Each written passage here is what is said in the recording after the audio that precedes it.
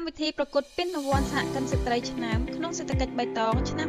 2025ថ្ងៃប្រកួតផ្ដាច់ព្រាត់បានប្រព្រឹត្តនាថ្ងៃព្រឹកថ្ងៃសុក្រទី24ខែតុលាឆ្នាំ2025នៅមជ្ឈមណ្ឌលអភិវឌ្ឍសេដ្ឋកិច្ច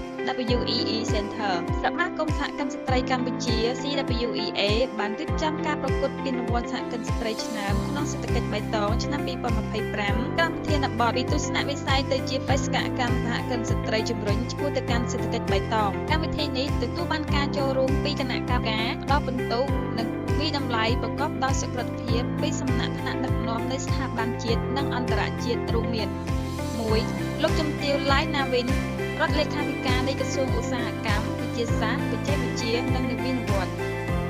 2. ឯកឧត្តមថេឈិនហៈអគ្គនាយកនៃនាយកដ្ឋានសមភាពយេនឌ័រនិងអភិវឌ្ឍសេដ្ឋកិច្ចនៃក្រសួងកិច្ចការនារី 3. លោកស្រីរីណូអែលទីប្រឹក្សាសហប្រតិបត្តិការសេដ្ឋកិច្ចនិងអភិវឌ្ឍវិស័យឯកជនរបស់ទីភ្នាក់ងារសហប្រតិបត្តិការ GIZ នៅក្នុងនោះរួមមានវត្តមានដ៏ខ្ពង់ខ្ពស់លោកជំទាវ ច័ន្ទធារី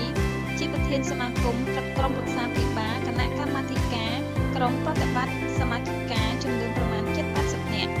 ជាសក្ខីភាពក្នុងដំណើរការប្រកួតជ្រើសរើសបេក្ខភាពសហគមន៍ស្ត្រីមានចំនួន 9 រូបក្រោយជំរុះយ៉ាងសម្រិតសម្រាំពីគណៈកម្មការខាងក្នុងបន្ទាប់មកប្រកួតផ្ដាច់ព្រាត់ថ្ងៃនេះសូមបញ្ជាក់ថា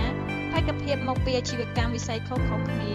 ក្នុងក្រុងភ្នំពេញនិងតាមខេត្តនានាដូចជា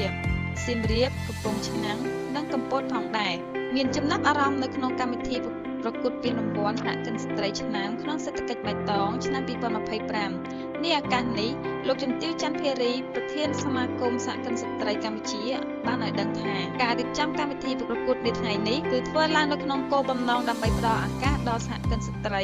បានបង្ហាញសមត្ថភាពនិងមានភាពក្លាហានបង្ហាញខ្លួនលើឆាកជាតិនិងអន្តរជាតិនៅថ្ងៃអនាគតជាពិសេសផ្ដោតទៅលើសហគមន៍ស្ត្រីក្នុងសេដ្ឋកិច្ចបៃតង